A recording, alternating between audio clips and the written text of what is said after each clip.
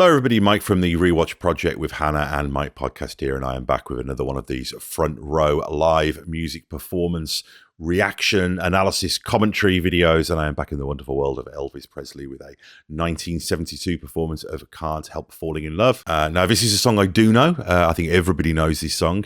It's one of those songs, it's almost like Happy Birthday, isn't it? You know, it's just such a known thing. But I am completely unfamiliar with this performance of it. This is a bit of a random pick for me. I knew that I wanted to cover this song, and I did kind of just roll the dice on this performance. So before we take a look, just a quick reminder that I do appreciate feedback. You can leave comments here on the YouTube channel, or alternatively you can email me at rewatchprojectpodcast@gmail.com. And also just to let you know that I do pause the videos, I do talk over them, and I would strongly suggest that if you have not seen this performance before, then you watch it in its entirety before I go and talk all over it right now. And check out all the other stuff on this channel, likes and subscribes, all the YouTube stuff. You know what to do. Let's watch some Elvis Presley, 1972, Can't Help Falling in Love. We'd love to sing for you. Thank you very much. Take it home, baby. Wise men say only fools rush in. Oh, but I can't help falling in love with you. Wow, look at that crowd. Shall I stay? Would it be the same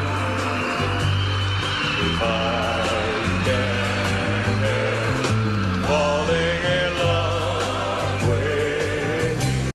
Yeah, so what we're getting here really is a sense of Elvis's audience and relationship with his audience, and that's such an important part of any performer's creative life, isn't it? We know that Elvis was away from his audience in the direct sense for a long period of time when he was making movies, and then of course in the late 60s he started returning to live performance as well.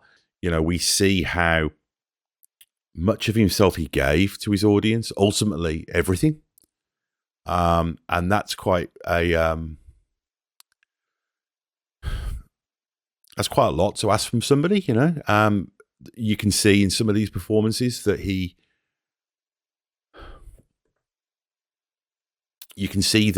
obviously loved his audiences, and that he gave his health in many ways, and his time and his life and his time with his family. And that's why it's nice to see the audience here and get a real sense of what it must have been like at the time for people who were there. And yeah, it's a beautiful thing. It's a tragic thing in some ways as well, I guess, but it's a beautiful thing because it lives on. Like a river flows surely to the sea, darling, so it goes. Some things, you know, are meant to be. Take my hand. What a song. Take my whole life through, for I can't help falling in love with you.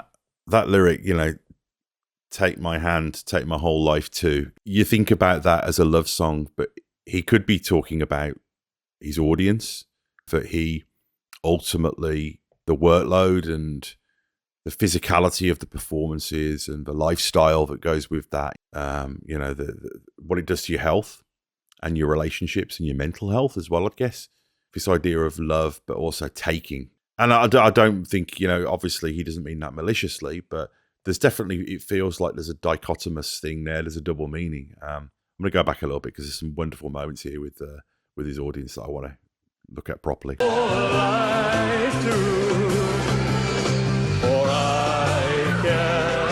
Oh, they've led us through. How beautiful. I mean, that must have been such a moment for her.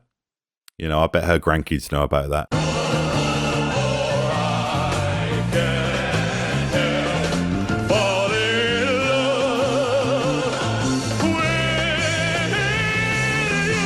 Oh.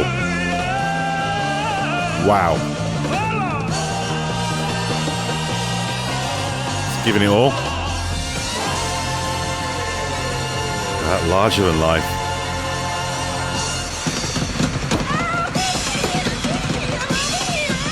He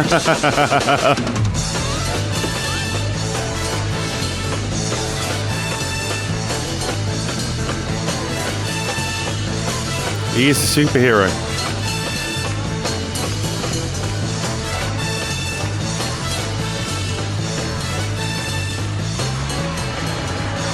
Is that Colonel Tom in the car there?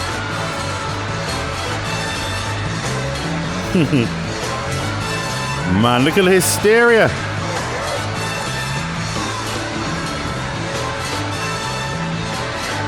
I mean, what a world to live in.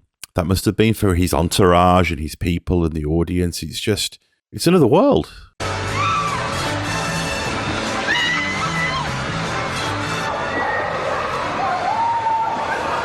My God.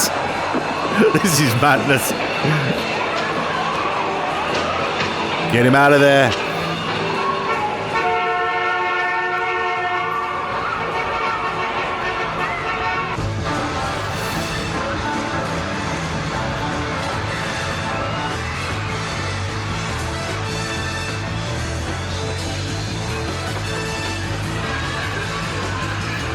They just want to... I mean, what would they... I think of that line from the Joker in Batman, where he's like, I'm like a dog chasing a bone. I don't even know what I'd do if I got it. You know, and it's like these girls or these people where, you know, they're chasing him and they're in a state of hysteria. And I don't know, would they kiss him? Would they kill him? Would they? It's just, yeah, it's unbelievable. And also the infrastructure as well, you know, touring and playing arenas and stuff was still kind of new then.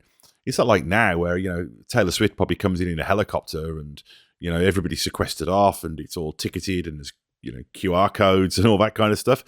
Getting Elvis out there was kind of like getting a military leader out of a country that's like falling to an invading force or something. It's just like a crazy situation.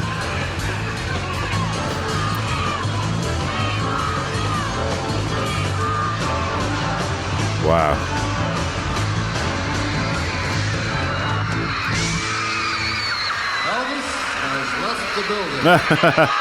That's where that comes from, then, is it? Oh wow, that was fascinating. You know, I mean, the performance was great as always, but this was a really interesting. This was a different thing. This was getting an opportunity to really see the facilities, mechanics behind it as well, almost like behind the scenes sense, you know. But also, just I think it's added to my sense of how much Elvis gave, and I guess the cost of that, but also what a beautiful thing to do. It wasn't just about money. This was just something that he had to do. And I guess the sense of responsibility and love that he felt for his audience, you really see here. And yeah, that really, that really affected me, that did as well. And I think the song, the double meaning of the song, the fact that, you know, he's singing it to his fans. And, you know, you could look at it as being him, you know, obviously Priscilla Presley, he's, you know, that regret, the great lost love and all that stuff. And it is obviously a romantic love song, but you're also seeing, yeah, this double meaning, this idea of giving everything for somebody or for an audience and what that actually means, but also seeing what that means. And that's what art is. That's what truth in art is when, you know, you're saying something, when your actions are demonstrating it. That's what being a good person means as well. You know, you can say that you're all of these things, but if your actions don't demonstrate that, then ultimately it's just words. And with Elvis, it's not just words. So, yeah. What should I watch next? That's the question. And also, please do leave comments and likes and subscribes and all the usual YouTube stuff. And I'm looking forward to getting back into the world of Elvis Presley very soon. So, bye-bye.